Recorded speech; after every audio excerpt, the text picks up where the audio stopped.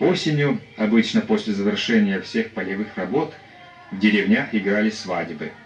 Деревенские улицы заполнялись участниками свадеб, нарядно одетыми, повсюду звучали песни, затевались танцы и игры. Кинопленка запечатлела момент прибытия невесты в дом жениха, где его родня принимает ее хлебом и маслом. Невесту берегут от сглаза, поэтому лицо ее прикрыто, и так вводят на женскую половину дома. Там невесту сажают на скамейку и угощают хлебом и маслом.